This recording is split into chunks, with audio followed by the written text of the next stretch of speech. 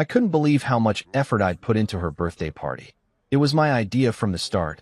Every detail, every dollar, every late night spent planning. I wanted it to be perfect for her, my wife of 4 years, the woman I'd built my life around. The venue was this gorgeous rooftop place downtown, with a view of the city skyline that made your jaw drop.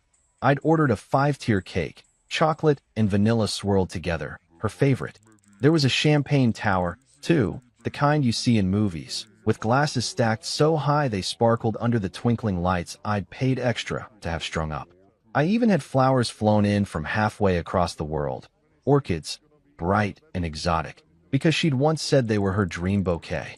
It cost me a fortune, but I didn't care. This was her night, and I wanted her to feel like the center of the universe.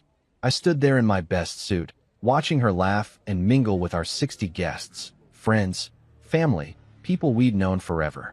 I was proud. Tired, sure, but proud. She looked beautiful in the dress I'd picked out with her months ago, her hair catching the light just right. I thought, this is it. This is what marriage is about, making her happy. Then she grabbed the microphone. I figured she'd say something sweet, maybe thank me for pulling it all together. Instead, she raised her glass and started talking about Damian Rivera. My guiding light, she called him, her voice loud and clear over the hum of the crowd. The one who's been there for me through the toughest times. I stood there, frozen, my smile stuck on my face like it didn't know what else to do. Damian? The guy she worked with? The one she'd mentioned a few times, always with this casual tone that I never thought twice about? My chest tightened, but I told myself to breathe, to wait it out. Maybe she'd get to me next. She didn't. Instead, she turned to me with this little smirk, like she was about to pull off some big joke. She handed me a gift bag, small and light, and said, "For you, honey." People chuckled, thinking it was cute. I opened it, expecting maybe a watch or a tie, something normal. But no. Inside was a black t-shirt, designer brand, folded perfectly. I pulled it out, held it up, and there it was in bold white letters, "Divorced." The crowd went quiet for a second, then a few nervous laughs broke through. She grinned like it was the funniest thing in the world, like she'd just won some comedy award. My hands shook as I stared at the word. Divorced. 4 years of marriage. All the sacrifices. All the nights I stayed up late paying bills or planning things like this. And she thought this was edgy? Funny? My throat burned. I felt every pair of eyes on me, waiting for my reaction. I could have yelled. I could have thrown the shirt in her face and stormed off right then. But I didn't. I set the bag down, reached into my pocket, and pulled out the Cartier bracelet I'd bought her as her real birthday gift. It was gold, sleek, expensive, something I'd saved up for because I knew she'd love it. I placed it on the table next to the cake, right where everyone could see it. No words. No fuss. I just turned and walked out. The air hit my face as I stepped outside, sharp and cold, but I didn't stop. I heard the chatter fade behind me, the clink of glasses, the hum of confusion. I kept walking, my shoes clicking against the pavement, my heart pounding so hard I thought it might break my ribs. I didn't know where I was going yet, but I knew one thing for sure. I wasn't going back in there. Not for her. Not for anyone. That t-shirt wasn't just a joke, it was a declaration. And I wasn't about to stand there and take it. The night air slapped me hard as I stepped out of that rooftop party, my tie flapping loose in the wind. I didn't even make it 10 steps before I stopped, my hands clenched into fists. I'd left the bracelet on the table, her birthday gift, the one I'd spent months picking out, the one I'd imagined her wearing with that big smile she used to give me. It was sitting there, abandoned, like some kind of trophy for her little stunt. And that t-shirt, divorced, kept flashing in my mind, those white letters burning holes into my skull. I couldn't leave it like that. I couldn't let her have the last word, not after she'd humiliated me in front of everyone we knew. So I turned around. My legs moved before my brain caught up, carrying me back through the glass doors, past the confused valet guy who'd barely opened his mouth to ask for my ticket. The party noise hit me again. Laughter, clinking glasses, some upbeat songs she'd picked for the playlist. I didn't look at anyone. Not her friends. Not mine. Not the waiters weaving through the crowd with trays of champagne. I marched straight to that table, the one with the cake and the flowers and the bracelet gleaming under the lights. She was still up front, chatting with Damian, her back to me, probably thinking I'd slink off like some wounded dog. I grabbed the bracelet, the cool metal slipping into my palm, and shoved it back into my pocket. No one said a word. A few heads turned, eyes wide, but nobody stopped me. Maybe they were too shocked. Maybe they didn't care. Either way, I was done. I walked out again, this time for good. The valet had my car ready by then. A black sedan I'd bought 2 years ago. One of the few things I'd insisted on keeping when she'd pushed for that overpriced SUV she wanted instead. I slid into the driver's seat, slammed the door, and just sat there for a minute, staring at the dashboard. My phone buzzed in my pocket. I ignored it.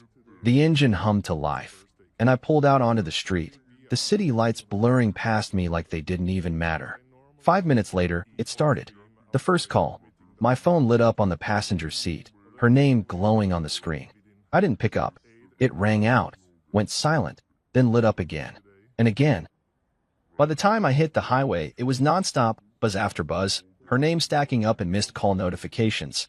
I glanced at it once, just long enough to see the number climb. 10 calls. 20. 50. I kept driving, the road stretching out dark and empty ahead of me. My hands gripped the wheel so tight my knuckles turned white. What did she want? To apologize? To laugh some more? To explain why she thought handing me that t-shirt in front of everyone was okay? I didn't care. Not anymore. The phone kept going, relentless, like she thought she could wear me down if she just tried hard enough. I pulled into my usual parking spot outside our apartment. No, my apartment now, and checked the screen. 157 missed calls. All from her. I turned the phone off, the silence hitting me like a wave. I sat there in the dark, the engine ticking as it cooled, and something clicked inside me. This wasn't just about the party. It wasn't just about walking out. That t-shirt, those calls, her thanking Damien instead of me, it was the end of us. For years of bending over backwards, of putting her first, of thinking if I just tried harder, she'd see me the way I saw her. And for what? To be the punchline of her big night?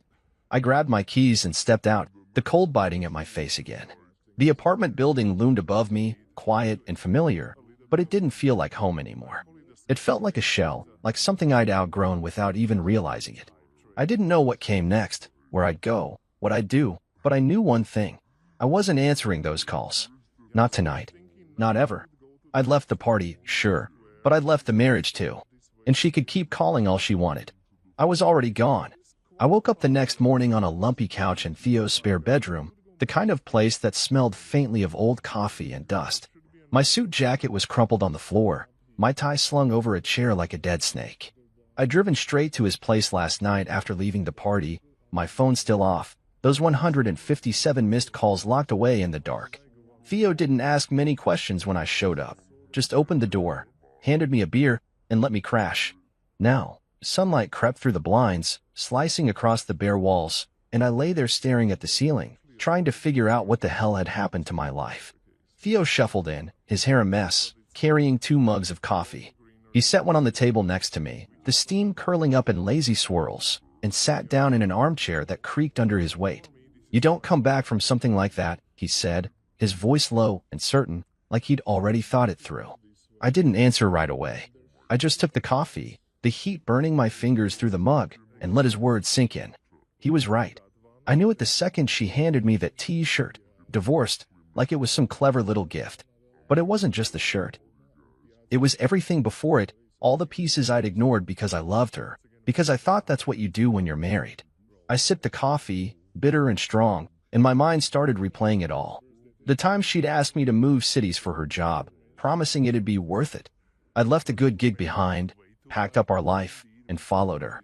Then there were the promotions I'd turned down because they'd mean less time at home, and she didn't like that. "We're a team," she'd say, and I'd nod, thinking it made sense. Vacations, too. I'd skip them, working extra shifts so she could chase her dreams, fly off to conferences, build her career. I never complained. I figured it was my job to support her, to be the steady one while she shined. And she did shine. People loved her charm, her laugh, the way she could light up a room. I loved that about her too. But last night, under those twinkling lights I'd paid for, she'd lit up for someone else. Damien Rivera. Her guiding light. Not me. I set the mug down, my hands still shaky from the night before, and looked at Theo. "I gave her everything," I said, my voice rough, like it hadn't woken up yet. He nodded, leaning back in the chair. "Yeah, man. And she gave you a t-shirt." That stung. but it was true. I thought about the party again, 60 people, all watching her toast Damien, all seeing her hand me that bag. I wondered what they thought. Did they laugh because they agreed with her? Did they feel sorry for me? Or did they just not care? I'd spent so long trying to make her happy, to make us work, and in one night, she'd turned me into a joke. The spare room felt smaller then, the walls pressing in, and I stood up, pacing to the window. Outside, the city was waking up, cars honking, people rushing to work. My life used to feel like that, busy, purposeful, moving forward. Now it was just me, standing still, holding a coffee mug and a bruised ego. Theo watched me, sipping his own drink, not pushing me to talk. He didn't have to. We'd been friends since college. He knew me better than most. What now? He asked finally, breaking the silence. I didn't have an answer. Not yet. But as I stared out at the skyline, something shifted. I wasn't the guy who waited around anymore, the one who nodded and smiled while she called the shots. That guy walked out last night. The bracelet was still in my pocket. I felt its weight against my leg, a reminder of what I'd taken back. Maybe Theo was right. You don't come back from something like that. But maybe you don't have to. Maybe you just keep walking, figure out who you are without the weight of someone else's spotlight. I turned to him, my jaw tight. I'm done being disposable, I said. He raised his mug. Good. About time. I didn't turn my phone back on for 2 days after the party. Those 157 missed calls sat there, waiting, but I wasn't ready to face them, or her. I stayed at Theo's, sleeping on that creaky couch, waking up to the sound of his coffee maker gurgling in the kitchen. It was quiet there, simple, and for the first time in years, I didn't feel like I had to be anywhere or do anything for someone else. But I couldn't hide forever. I had a life to sort out, a marriage to end, and I wasn't about to let it drag on louder than it already had. So I made a call not to her, but to Clara Mendez, a lawyer I'd heard about through a guy at work. She was sharp, tough, the kind of woman who didn't mess around. We met at her office downtown, a small space with big windows and stacks of files on every surface. She didn't smile much, just shook my hand and got straight to it. "What's your goal here?" she asked, pen poised over a notepad. I leaned back in the chair, the bracelet still in my pocket like a stone I couldn't shake. "I want out," I said. "Clean. Quiet. No drama." She nodded, like she'd heard it 100 times before. "Good. I don't do loud divorces. They're a waste of time." I liked her already. I told her about the party, the t-shirt, Damien, everything. She didn't flinch, just scribbled notes and asked questions. How long we'd been married, what we owned, who paid for what. I told her I'd covered most of it, the apartment, the cars, the party itself. Clara raised an eyebrow but didn't comment. By the end of the hour, she had a plan. "We'll file quietly," she said. "No public mess. You keep what's yours, she keeps what's hers. If she fights, we'll deal with it." I trusted her. She had this edge, like she'd seen too many marriages fall apart to care about the theatrics. For her, it was business. For me, it was survival. I left her office feeling lighter, like I'd handed over a weight I didn't know I was carrying. That night, I moved back into the apartment, our apartment, though it didn't feel like ours anymore. She wasn't there. Probably at her sister's or some friend's place, licking her wounds after I didn't pick up. I didn't care where she was. I just wanted my space back. The next morning, I went to work. I'd taken a day off after the party, but now I was ready to dive in. My job wasn't glamorous project management for a tech firm, but I was good at it. I walked into the office, past the cubicles and the coffee machine, and sat at my desk. My inbox was a mess, but I didn't mind. I started sorting through emails, flagging the urgent ones, setting up meetings. It felt good to focus on something I could control. Around noon, my boss, Gregory, stopped by. He was a big guy, loud voice, always wearing ties that didn't quite match his shirts. "You're back," he said, leaning against my desk. "Heard you had a rough weekend." I shrugged. "Something like that." He didn't push, just tapped the folder he was holding. "Got a new client. Tough one. You want it?" I looked up at him. Normally, I'd hesitate. Big clients meant long hours, and she'd always hated when I worked late. But she wasn't here now. "Yeah," I said. "I'll take it." Gregory grinned. "That's what I like to hear." The rest of the day flew by. I dug into the project, some startup needing a full system overhaul, and lost myself in the details. Spreadsheets, timelines, budgets. It was messy, complicated, and exactly what I needed. By the time I left the office, the sun was gone, and my head was clear. I stopped answering her texts that week. They'd started after the call stopped, short ones at first, like, "Where are you?" And "We need to talk." Then longer, rambling ones about how she didn't mean it, how it was just a joke. I didn't reply. Clara had the papers ready by Friday, and I signed them in her office, my hand steady on the pen. It wasn't about revenge. It wasn't even about her anymore. It was about me, about taking back the life I'd let slip away. Gregory called me into his office that afternoon. "You're killing it," he said. "Keep this up. We're talking promotion." I nodded, a small smile tugging at my lips. For the first time in years, I felt like I was moving forward, not for her, not for us, but for me. I started running every morning before the sun came up, when the city was still half asleep and the streets were mine. It wasn't something I'd planned. Just woke up one day at Theo's, my head buzzing with everything, and decided I needed to move. I pulled on an old pair of sneakers, a t-shirt, and some shorts I hadn't worn in years, and hit the pavement. The first mile was brutal. My lungs burned, my legs felt like lead, and I thought about turning back. But I didn't. I kept going, one step after another, the cold air biting at my face.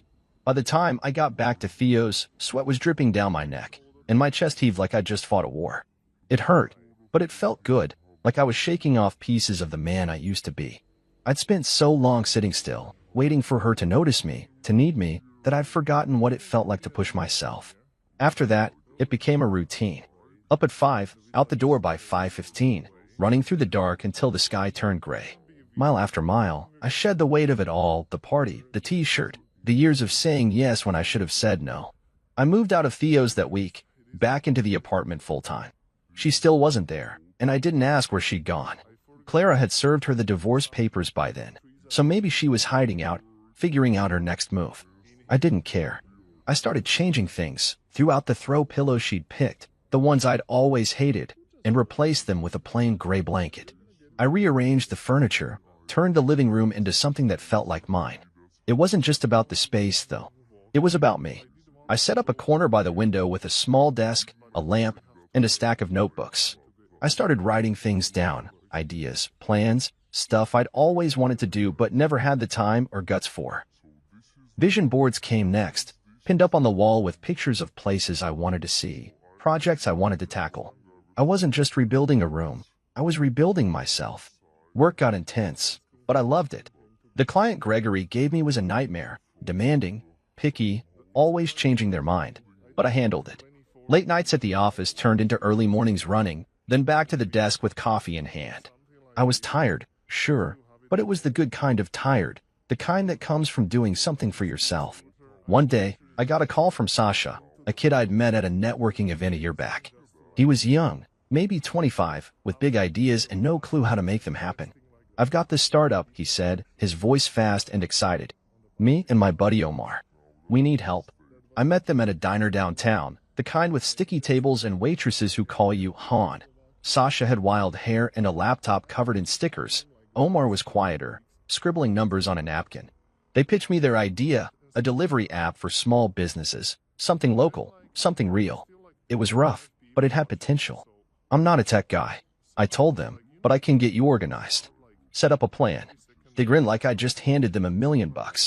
I started meeting them once a week, going over budgets, timelines, talking them through the chaos. It wasn't paid, but it didn't matter. It felt good to help, to build something from scratch. One night, after a long session with them, I sat at my desk in the apartment, staring at the vision board. There was a picture of a beach in Thailand, a skyscraper in New York, a sketch of a house I'd always wanted to own. I grabbed a pen and added something new. Invest in Sasha and Omar.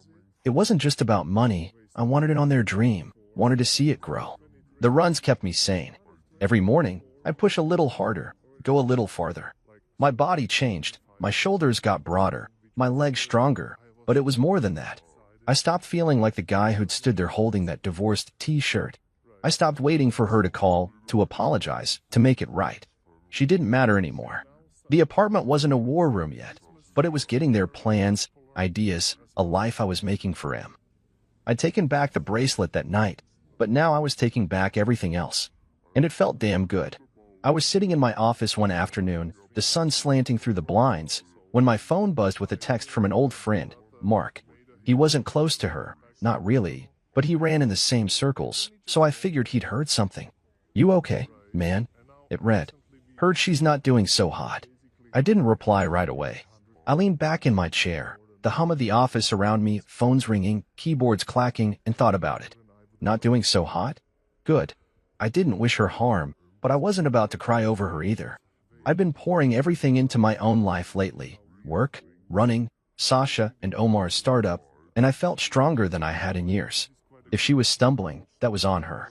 Mark texted again an hour later. Damien quit. She's scrambling at work. That got my attention. Damien Rivera, her guiding light, the guy she'd toasted at the party while I stood there like an idiot holding that T-shirt. He'd resigned? I didn't know the details, Mark didn't either. Just said it was sudden, but I could picture it. She'd leaned on him, built her whole image around him, and now he was gone. I didn't smile, but I didn't feel bad either. I went back to my spreadsheet, the numbers blurring for a second before I refocused. Work was my anchor now. Gregory had me leading 2 more projects, big ones, and the word promotion kept floating around. I stayed late that night, the office emptying out, just me and the glow of my computer screen. I liked the quiet. It gave me room to think. The next day, another friend, Lisa, called. She was closer to her, one of those mutual connections I hadn't cut off yet. She tried a podcast, Lisa said, her voice hesitant, like she wasn't sure I'd want to hear it. It tanked. 1 episode, and people hated it. I was driving home, the phone on speaker, the city lights streaking past. Huh, I said, keeping it short. Lisa kept going. She's posting online again too, trying to get her followers back, but it's not working. People keep bringing up the party. I gripped the wheel a little tighter. The party. That damn T-shirt. I didn't say much, just let Lisa talk until she trailed off. Thanks for the update, I said, and hung up. I didn't need to hear more. She was falling apart, piece by piece, and I wasn't surprised. She'd always been good at shining when things were easy, when someone else, me, Damien, whoever, was holding her up. Now the props were gone, and she didn't know how to stand. Meanwhile, my life was taking off. Gregory called me into his office a week later, slapped a folder on his desk, and said, "You're speaking at a seminar next month. Local business thing. They asked for you." I blinked. Me. He laughed, that big, booming sound of his. "Yeah, you. You're killing it lately. People notice." I walked out of there feeling 10 feet tall. A seminar wasn't huge, but it was mine, something I'd earned. Then came the big one. An email landed in my inbox from a guy I'd met at a conference years back, some hotshot professor type. "We're hosting a business summit in Dubai," it said. "Love for you to guest lecture. Your name's been coming up." Dubai. I stared at the screen, the words sinking in. I'd gone from the guy who paid for her party to the guy getting invites halfway across the world. I said yes, obviously. That night, I met Sasha and Omar at the diner again. Their app was moving slow, messy, but moving, and I'd put some money in, a small chunk from my savings. "You're like our secret weapon," Sasha said, grinning over his fries. Omar nodded, quieter but just as excited. I felt useful, needed, in a way I hadn't with her. Back at the apartment, I added Dubai to my vision board, right next to Thailand and a house sketch. The runs kept me steady, every morning, pounding the pavement, my breath fogging in the cool air. I was up to 6 miles now, my body leaner, my mind sharper. She was fading, her job, her podcast, her online clout, and I was rising. Seminars, lectures, startups. The world that used to spin around her was turning toward me, and I wasn't looking back. I didn't hate her. I didn't even think about her much. But knowing she was struggling while I was climbing, that felt like justice, quiet and clean, the kind I didn't have to fight for. I was sorting through some old files in the apartment one evening, the lamp casting a warm glow over my desk, when I found it, an envelope tucked between a stack of tax returns and some random receipts. It wasn't from Clara or anything official. It was handwritten, her familiar loopy script spelling out my name on the front. I froze for a second, my fingers hovering over it. I hadn't heard from her in weeks, not since the text stopped and the divorce papers were signed. Part of me wanted to toss it straight into the trash, unopened, but curiosity got the better of me. I slid it out, the paper crisp and heavy, and unfolded 4 pages of her words staring back at me. I sat down, the chair creaking under me, and started reading. "I didn't mean it," she wrote first, her pen pressing hard into the paper like she needed me to feel it. "The T-shirt was supposed to be funny, a stupid joke. I didn't think you'd leave." I stopped there, my jaw tightening. A joke. That's what she called it. Even now, 60 people watching, Damien smirking beside her, me holding that divorced shirt like some prop in her comedy show. I kept going. She filled the pages with apologies, excuses, memories. Remember the beach trip 2 years ago? She wrote. You carried me through the sand when I twisted my ankle. We were good then. Yeah, we were. I remember that day, sunburned, laughing, her clinging to my back as waves crashed around us. But that was before the moves, the sacrifices, the slow drift where I became the guy who paid for things while she chased her spotlight. She went on, her tone shifting, softer. I miss you. I didn't realize how much I needed you until you were gone.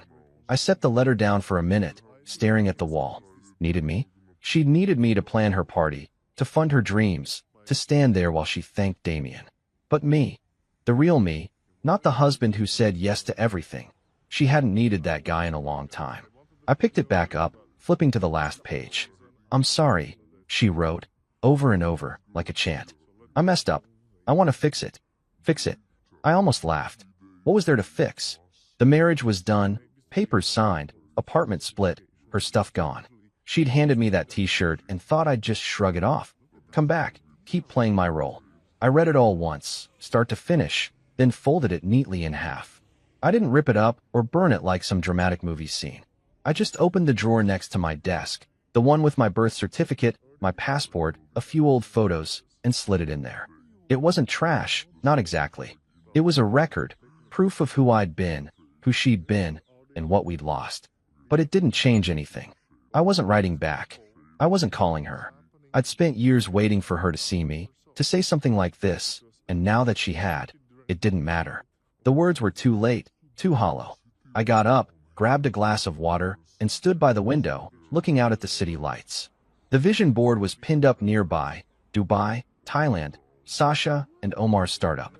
That's where my head was now, not in her letter, not in the past.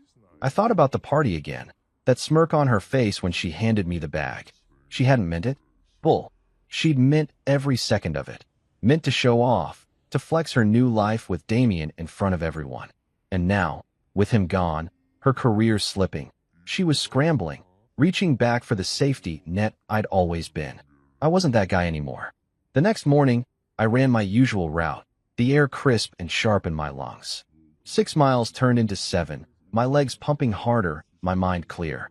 I didn't think about the letter. I thought about the seminar next week, the lecture in Dubai, the app launch with Sasha and Omar. When I got back, I showered, dressed, and headed to work. Gregory stopped me in the hall, grinning. You're on fire lately, he said.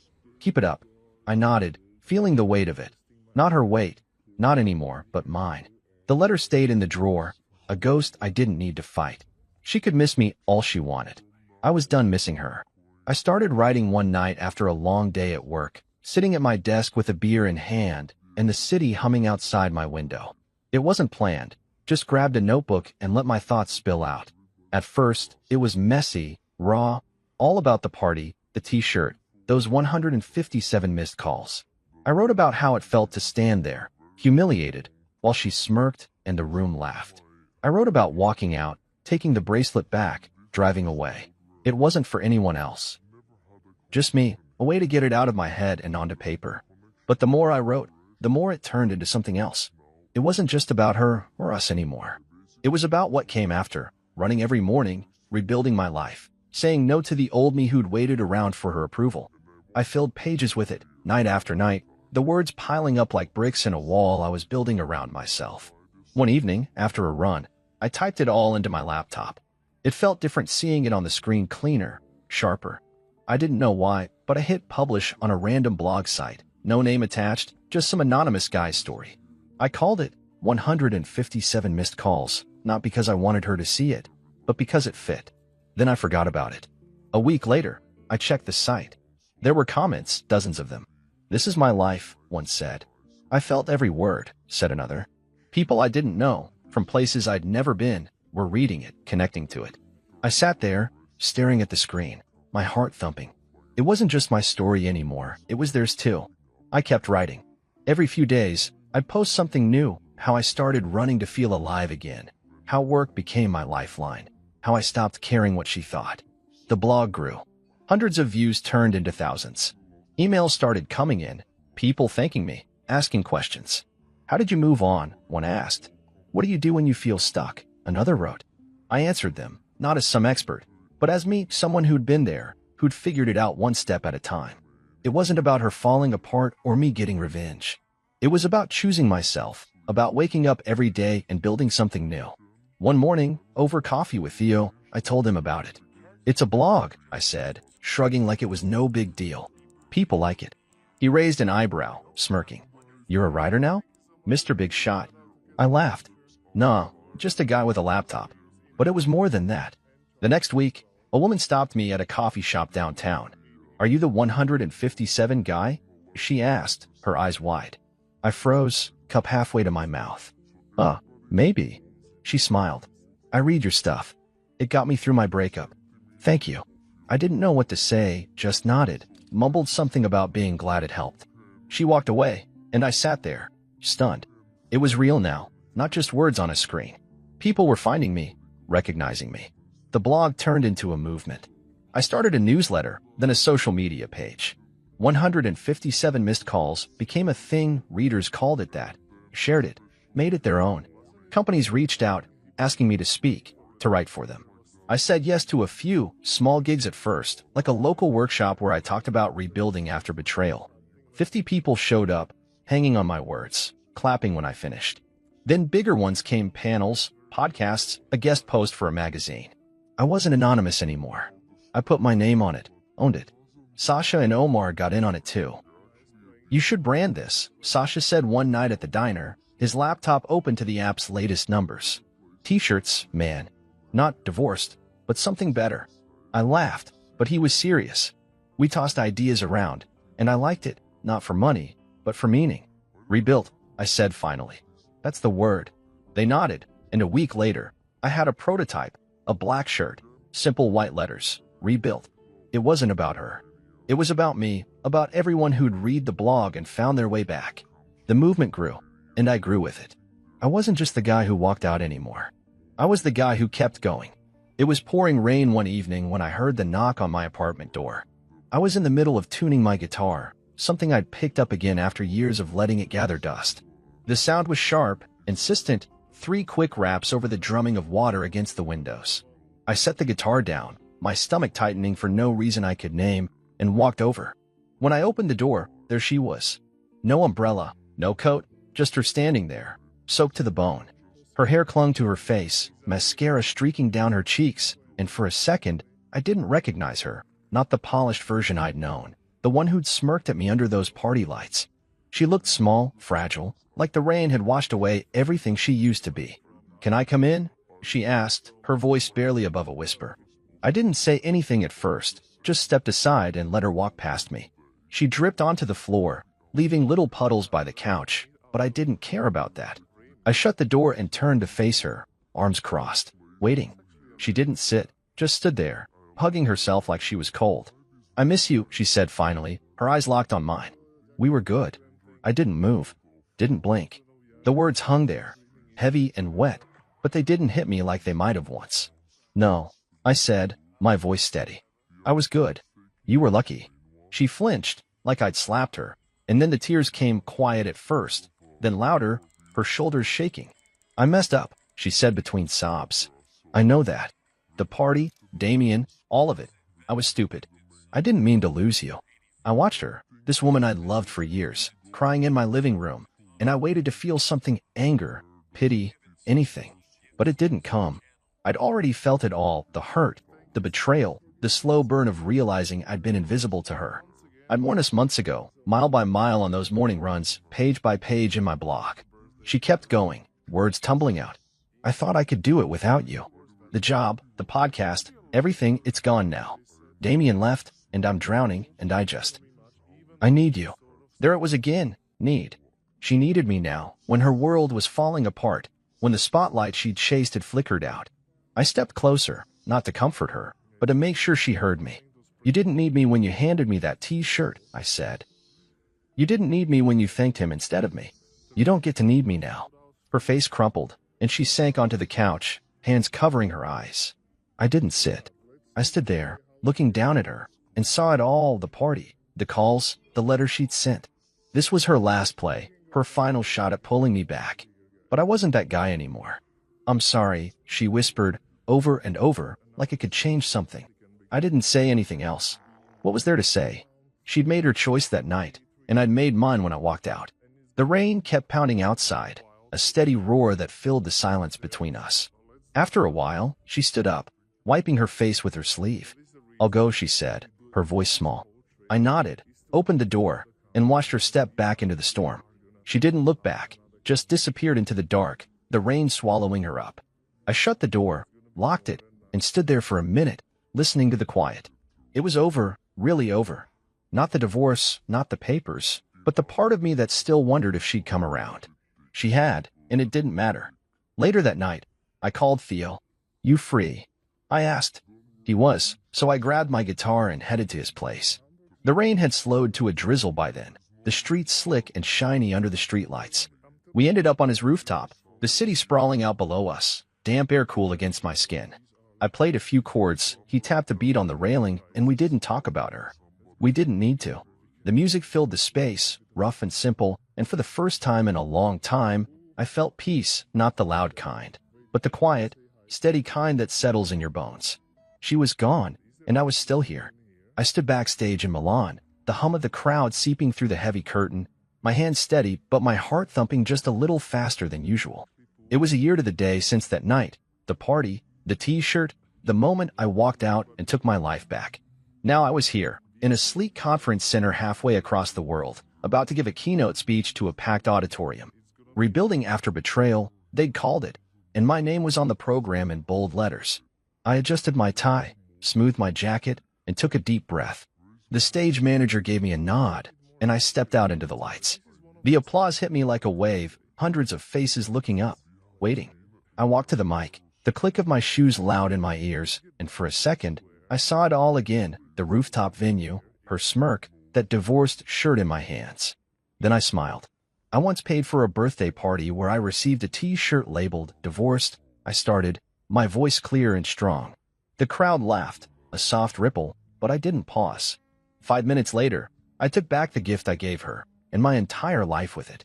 They went quiet then, leaning in, and I kept going. I told them about the 157 missed calls, how I'd left that night and didn't look back. I talked about the runs at dawn, the late nights at work, the blog that turned into a movement. I didn't mention her name, didn't need to. This wasn't about her anymore. It was about me, about the people in that room who'd been broken and built themselves back up. I told them how I'd signed the divorce papers with Clara, how I'd poured myself into Sasha and Omar's startup, how I'd stood on Theo's rooftop playing guitar in the rain. Betrayal doesn't end you, I said, looking out at them. It's a door. You decide if you walk through it. The words flowed, easy and true, and when I finished, the applause roared, loud, long, thundering through the hall. I stepped back, my chest tight but not with pain, with something else, pride, maybe, or just the weight of knowing I'd made it. Backstage, people swarmed me, organizers, attendees, a guy with a podcast mic asking for a quick interview. I said yes to him, to a few others, shaking hands, smiling, feeling the energy of it all. Later, I sat in my hotel room, the Milan skyline glittering outside, and pulled out my phone. I scrolled through the blog's comments, new ones from that day, people who'd been in the audience. "You changed my life," one wrote. "I'm walking through that door," said another.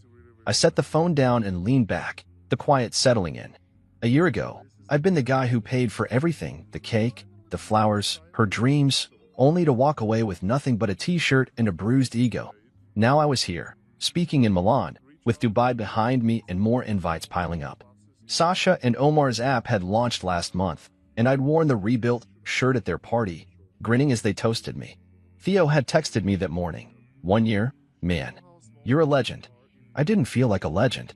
I felt like me stronger, sure, but still the guy who liked coffee too bitter and runs too long. The bracelet was still in my desk drawer back home, next to her letter, but I hadn't looked at it in months. It didn't matter anymore. She didn't matter. I'd heard through Lisa she'd moved somewhere new, started over, but I didn't ask for details. That chapter was closed. I got up, poured a glass of water, and stood by the window, the city sprawling out below me. The horizon stretched wide, endless, and I thought about what came next, more speeches, maybe a book, helping Sasha and Omar grow their business. The blog was a brand now. 157 missed calls, a rallying cry for people like me who'd turned pain into power. I'd answered one call that night, the one I made to myself when I walked away. It wasn't about revenge, never had been. It was about reinvention, about choosing to keep going when the world expects you to fall. The crowd's applause still echoed in my head, not for her, not for us, but for me. I raised my glass to the skyline, a silent toast to the man I'd become, and knew I'd never stop walking forward.